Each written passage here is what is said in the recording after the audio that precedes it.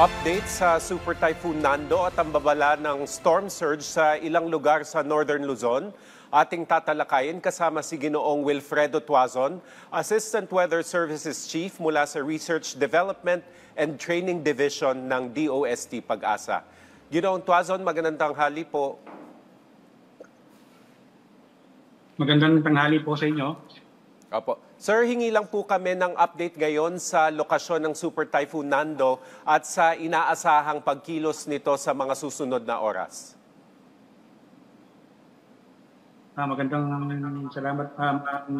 Salamat po sa inyo. Kaninang alas 10 po, ang location po ng sentro ng bagyong Nando ay nasa 110 kilometers east of Calayan, Cagayan. So, ang may maximum sustained wind siya ng 215 kilometers per hour, malapit po sa gitna. At may bugso ng 265 kilometers and central pressure ng 910 hectopascal. Kumikilos po siya ng 20 kilometers per hour. Opo. Sir, magla-landfall ba ito? I understand approaching Babuyan Islands siya sa mga susunod na oras. So, may possibility ba na mag-landfall? Actually, sir, nasa direct hit na po. Sandali lang po, sir. Sorry po.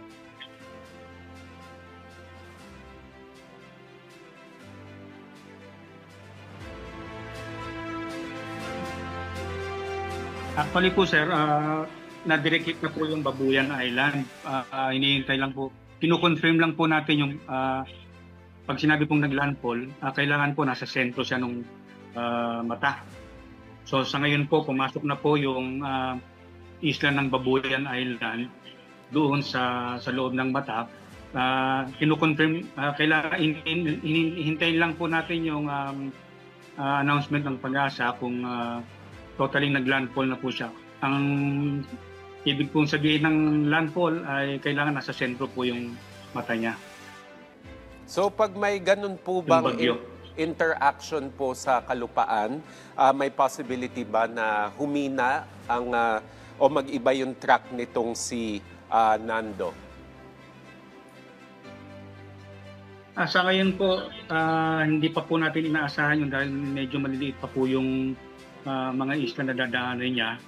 So, inaasahan pa po natin na lumalakas pa rin po ang bagyo. So, as we speak, Ginoon Tuazon, saan pong lugar nakataas yung mga wind signal at ano po yung pinaka-apektado aside from Babuyan Islands? Sa ngayon po, meron tayong signal number 5 sa Babuyan Islands.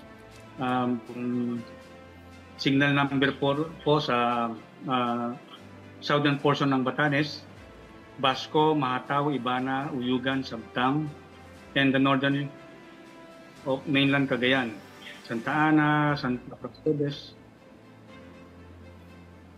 Hello po. Go ahead, sir. Opo. Claveria, Sanchez Mira, Pamplona, Tabulog, Ballesteros, Apari, Bugay, Santa Teresita, Gonzaga, Camalanyugan. Tsaka yung northern portion of Ilocos Norte, nasa signal number 4 na rin po. Yung Pagudpud, Burgos, Panggi, Dumalneg, and Adams. Meron po tayong signal number 3 sa rest of Batanes and the central portion of mainland Cagayan. Sa Lalo, Gataran, Baggao, Alcala, Santo Niño, Lasam, Alacapan, Rizal, Amulong, Piat. Pati po yung northern and central portions of Apayao. Yung Flora, Santa Marcela, Pudtol, Luna, Calanasan, and Cabugao, and the rest of Ilocos Norte. Signal number 3 po sila. Meron naman po tayong signal number 2, the rest of mainland Cagayan, Isabela, the rest of Apayao, Abra, Kalinga Mountain Province, Ifugao, northern portion of Benguet, northeastern portion of Nueva Vizcaya, Ilocos Sur, and the northern portion of La Union.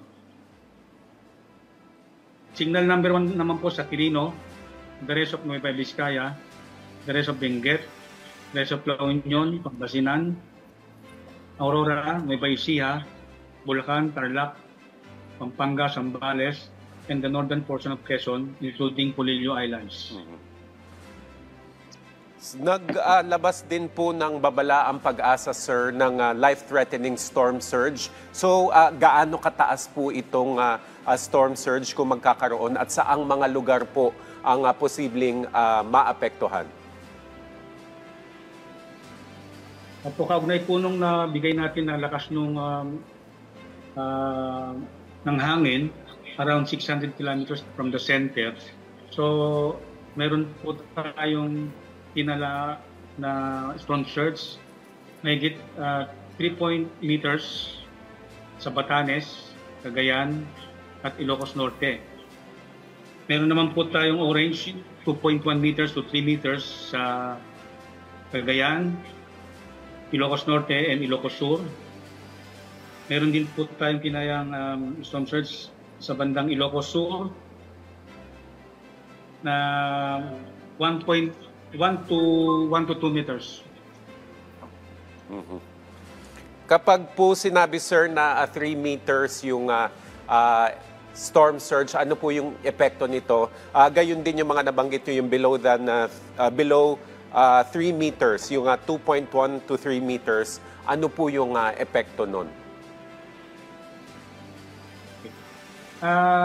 Ang impact po nito, yung pag sinabi pong more than 3 meters, meron tayong significant damage to communities, coastal marine infrastructures, and disruptions to all marine-related activities.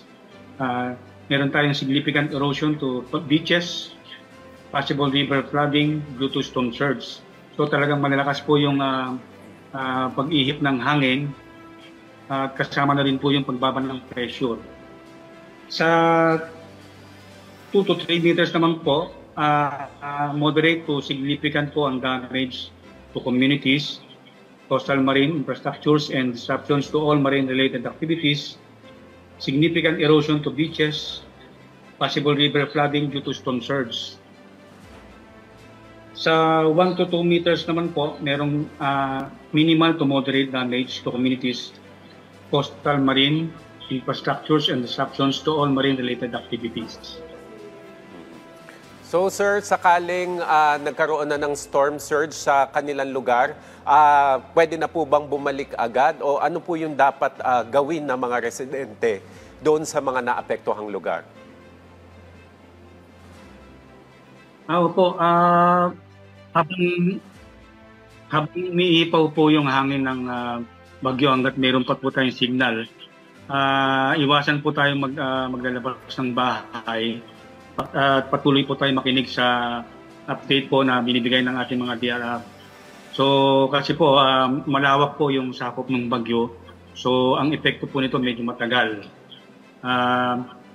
Hintayin po natin na mawala yung hangin, yung malalakas na hangin, and then mag-observe po tayo sa paligid kung may mga naapektuhan, and then i-report po natin sa ating sa kinaukulan upang ma-report po ito sa historical upang magkaroon po tayo ng kaalaman na ito po yung nangyari sa bagyong Nando, dulot po ng storm surge. Alam naman po natin, sir, na very frequent o madalas yung pagbibigay ng Pag-asa ng mga update, lalo na po kapag meron talagang tropical cyclone. So, kamusta po yung coordination natin in terms of communication sa yung mga nasa grassroots, lalo na po yung local government units, para po talaga yung mga ganitong klaseng babala makarating sa ating mga kababayan?